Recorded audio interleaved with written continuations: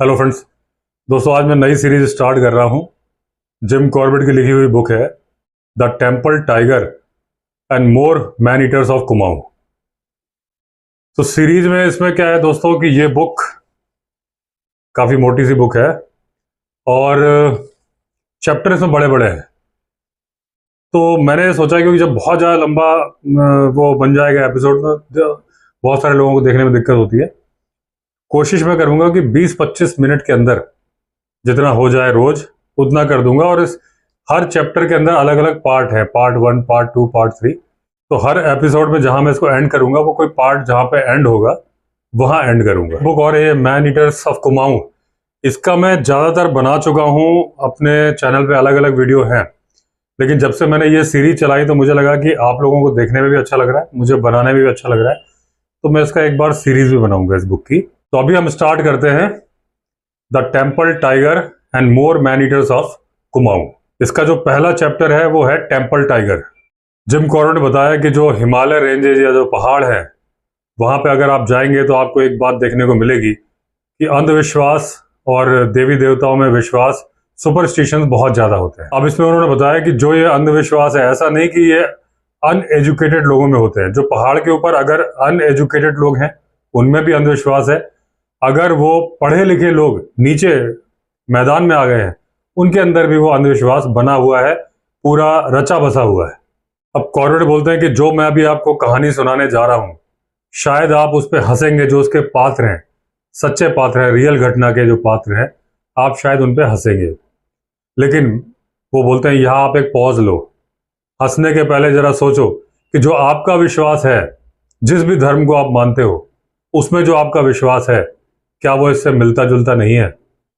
कैसर के वॉर के बाद रॉबर्ट बेलेयर और जिम कॉर्बेट ये एक अपने शिकार ट्रिप पे गए हुए थे इंटीरियर्स में कुमाऊं के, यानी काफी गहराई से काफी ऊपर पहाड़ों के ऊपर चले गए थे। और 1 सितंबर को इन्होंने त्रिशूल पर्वत के नीचे जो फुट हिल्स हैं वहां पे कैंपिंग करी, जहां इनको बताया गया है कि जो राक्षस है त्रिशूल पर्वत का, उसको 800 बकरियां हर साल चढ़ाई जाती हैं कि वो खुश रहे और हमें परेशान ना करे। ये बोलते हैं हमारे साथ 15 लोग की टीम थी जो पहाड़ी आदमी थे, बड़े ही खुश मिजाज, हंसी मजाक करने वाले और शिकार करने को उत्साहित। बोले इतनी बढ़िया टीम मैंने अपने शिकारी कैरियर में कभी नहीं देखी थी। इन्हीं 15 आदमियों में एक आदमी थे बाला सिंह, जो मेरे साथ बहुत पहले से जुड़े हुए थे और बहुत सारे शिकार ट्रिप पे मेरे साथ गए हुए थे। बोले खुशी खुशी सारे लोग जा रहे थे, मेरा भारी भरकम सामान वो लोग उठा रहे थे। कभी एक आदमी कभी दूसरे को पास कर देता था और बीच बीच में गाने गा रहे थे। पूरे गाने नहीं गा रहे थे, गानों के टुकड़े गा रहे थे। अब जो इन्होंने पहले दिन कैंपिंग करी तो काफी देर तक गाना बजाना चलता रहा और उसके बाद बहुत जोर जोर से चिल्लाने की आवाजें आई, तालियां बजाने की आवाजें आई और टीन के ढक्कन बजाने की भी आवाज आई। अब ये लोग चाहते थे कि यहीं पे कैंपिंग करे, जिम कॉर्बेट और उनके साथी जो थे रॉबर्ट, और ये चाहते थे कि पास में बराल एक जगह है और थार, उसको भी ये लोग एक्सप्लोर करें। अब ये बताते हैं जब मैं नाश्ता कर रहा था तो देखा तो मेरे आदमी सब कैंप उखाड़ रहे हैं और उसको समेट रहे हैं। तो इनसे तो किसी ने परमिशन नहीं मांगी थी और इनका तो प्लान था कि इस जगह इतनी अच्छी है यहीं रुकेंगे। जब इन्होंने पूछा भाई क्यों उखाड़ रहे हो, तो बोले सर ये जगह अच्छी नहीं है, यहाँ पीने का पानी भी खराब है, डैम्प है यहाँ पे और लकड़ी वकड़ी लाने में बहुत दिक्कत हो रही है। यहाँ से 2 मील दूर एक बहुत अच्छी जगह है, हम वहां पे चल के कैंपिंग करेंगे। ये आदमियों ने बताया जिम कॉर्बेट को और उन्होंने कैंप हटाने का डिसीजन कॉर्बेट से परमिशन लिए बिना ही ले लिया था। जिम कॉर्बेट अपने साथ 6 गढ़वाली लोग लाए थे सामान कैरी करने के लिए, लेकिन जब इनका सामान के पैकेट बनाए गए या पैक्स बनाए गए तो देखा तो 5 बनाए गए। आदमी 6 थे, सामान 5। अब जो वो बाला सिंह जी थे वो एक कोने में बैठे हुए थे, कंबल ओढ़ा हुआ था, सिर पे भी एक कुछ कंबल सा रखा हुआ था, किसी से बातचीत नहीं कर रहे थे। जिम कॉर्बेट बाला सिंह से बात करने के लिए आगे बढ़े। जब वो उस तरफ जा रहे थे तो बाकी सारे लोगों ने अपने काम बंद कर दिए। जो कोई सामान बांध रहा था वो रुक गया, वो सब देखने लगे कि ये साहब कहाँ जा रहे हैं। अच्छा, बाला सिंह ने जिम कॉर्बेट को आते हुए देखा, लेकिन ना कोई नमस्कार ना चमत्कार, कुछ नहीं, जबकि वो हमेशा नमस्कार करते थे जिम कॉर्बेट को। इन्होंने कहा क्या बात है भाई, और इन्होंने जितने भी सवाल पूछे कॉर्बेट ने, उन्होंने केवल एक ही बात का जवाब दिया कि साहब मेरी तबीयत खराब नहीं है।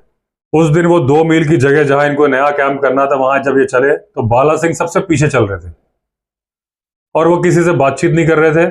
ऐसा लग रहा था नींद में चल रहे हैं या किसी ने ड्रग्स दे दिया हो बस वो चल रहे हैं, कोई होशो-हवास नहीं है।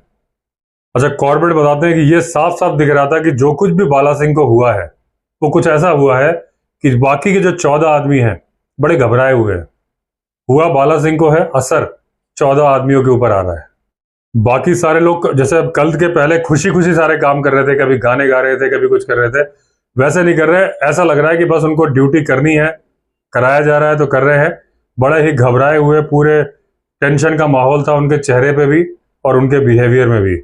अब इनका जो कॉर्बेट का टेंट था, 40 LB टेंट उसका नाम इन्होंने बताया है, वो जब खड़ा किया जा रहा था, जिसमें कि रॉबर्ट और कॉर्बेट दोनों रुकने वाले थे, इन्होंने अपने सर्वेंट मोती सिंह जो कि गढ़वाली थे उनको साथ में लिया, जो कि 25 साल से इनके साथ थे।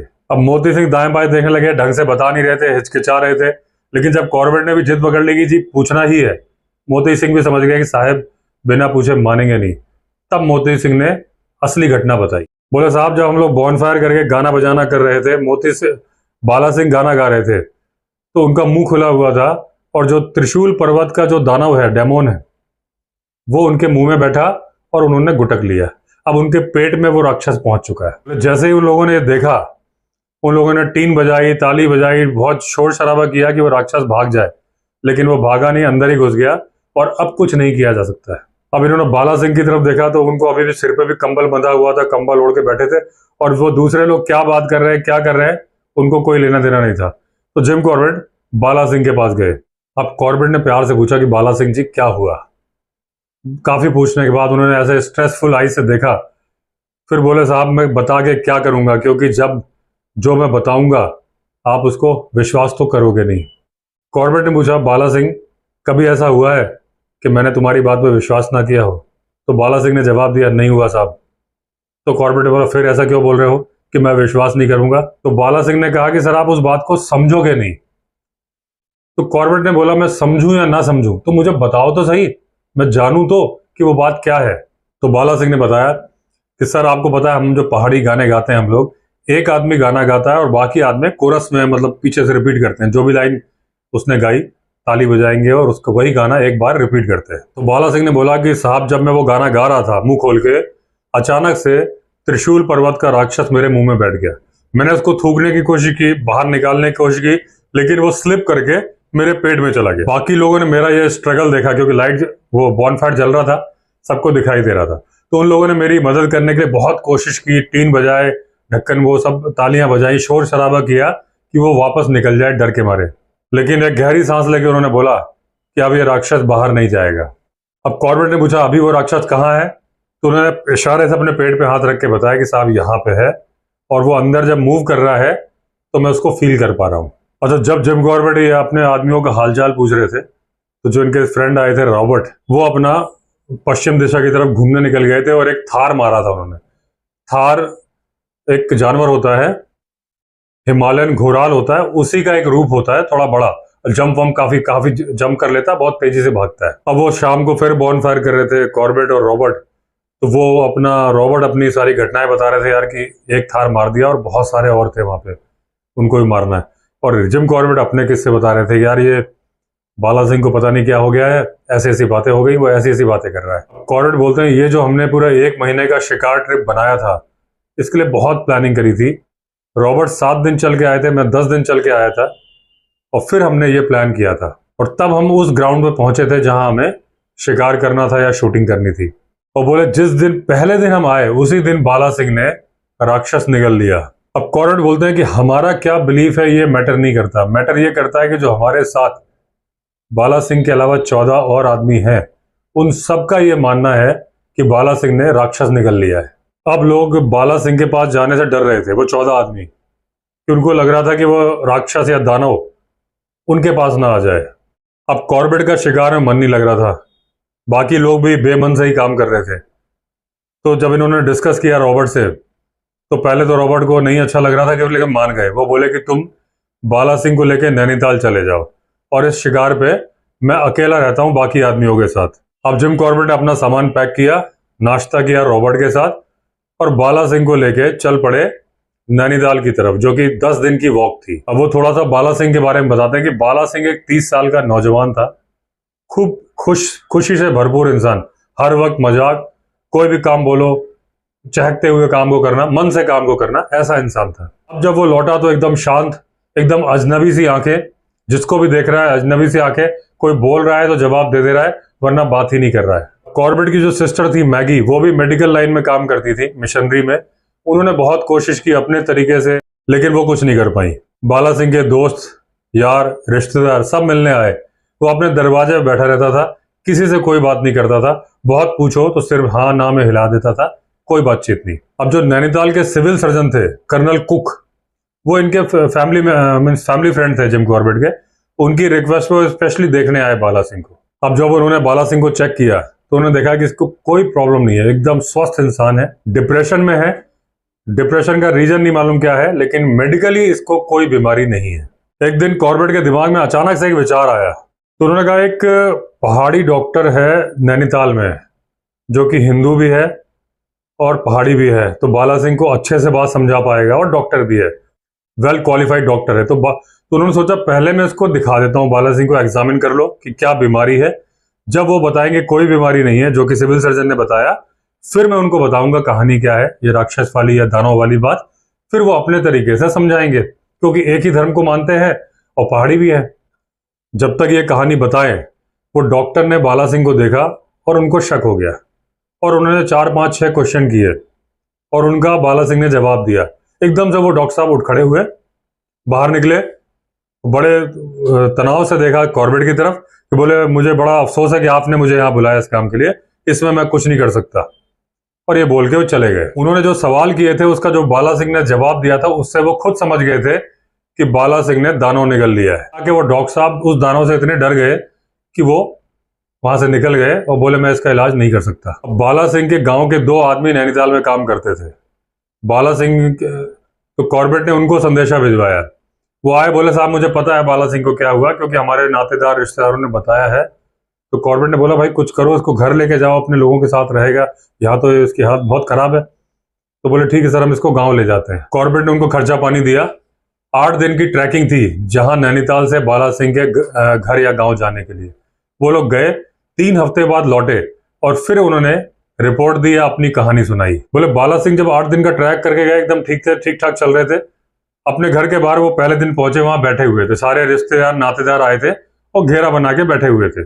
और वो तभी बाला सिंह उठ खड़े हुए और उन्होंने अनाउंसमेंट करी कि मेरे पेट में जो दानव है वो चाहता है कि वापस त्रिशूल पर्वत चला जाए, और उसका एक ही तरीका है, वो है मेरी मौत।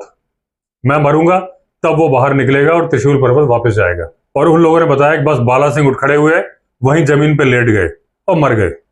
और बोले अगले दिन हमने उनका दाह संस्कार कर दिया। अब कॉर्बेट बोलते हैं कि जो अंधविश्वास है वो एक तरह से मेंटल कंडीशन है, और आप उसको एक तरह से बीमारी भी समझ सकते हो। जैसे खसरा होता, मीजल्स होती है, एक आदमी से दूसरे में फैलती है, पूरी कम्युनिटी में फैल जाती है। वैसे ही अंधविश्वास या ये विश्वास कि उन्होंने दानव गुटक लिया है, ये भी एक से दूसरे में, सारे लोग इस बात पर बिलीव कर रहे थे कि इन्होंने दानव गुटक लिया है, किसी को कोई शक नहीं था। तो बोले जिस तरह से एक फैलने वाली बीमारी होती है, उसी तरह से ये अंधविश्वास है जो एक मेंटल कंडीशन के रूप में फैलता है। अब कॉर्बेट बोलते हैं कि मैं ये नहीं बोल सकता कि ये जो बाला सिंह के साथ हुआ ये 200% अंधविश्वास है, क्योंकि बोले मेरी जिंदगी में भी कुछ घटनाएं ऐसी हैं जिनका मेरे पास कोई जवाब नहीं है। बोले जब मैं चंपावत टाइगर को मार रहा था फॉरेस्ट बंगलो में, मेरे साथ एक एक्सपीरियंस हुआ था, उसका मेरे पास कोई जवाब नहीं। दूसरी बात, जब मैं ठाक मैन ईटर को मार रहा था तो रात को गांव से, वीरान गांव से, जहां एक भी बंदा नहीं था, चीख की आवाज आई थी, उसका मेरे पास कोई जवाब नहीं कि किसकी चीख थी वो। और तीसरा वो बोलते हैं कि मेरी one of the most interesting tiger Hunt की कहानी जो मैं अब सुनाने जा रहा हूं, the temple tiger and more man eaters, इसमें जो मैं बार बार फेल हो रहा था उसका भी मेरे पास कोई जवाब नहीं है। तो दोस्तों जैसे मैंने बताया था, ये क्योंकि बुक काफी मोटी है और इसके चैप्टर बड़े बड़े हैं, इसके जो पार्ट्स हैं 1 2 3, मैं उस हिसाब से चलूंगा। तो पार्ट 1 एंड हो गया है यहाँ पे। कल मैं पार्ट 2 लेके आऊंगा। मेरी पूरी कोशिश होगी कि किसी भी दिन गैप ना होने पाए। अभी मैं अपने ऑफिस आ गया हूं और इसी स्टोरी को सुनाते सुनाते मैं अपने रिजॉर्ट भी जाऊंगा, जंगली रिजॉर्ट। वहां मुझे कुछ काम है, पाइपलाइन वगैरह फट गई है, मुझे चेंज करानी है। तो ये स्टोरी चलती रहेगी 20-20 25-25 मिनट की रोज, ऐसी मेरी कोशिश रहेगी। तो चलिए फिर मिलते हैं अगले नए वीडियो में। अगर आपने चैनल सब्सक्राइब नहीं किया है तो चैनल सब्सक्राइब कर दीजिए तब तक के लिए all the best. Vande Mataram.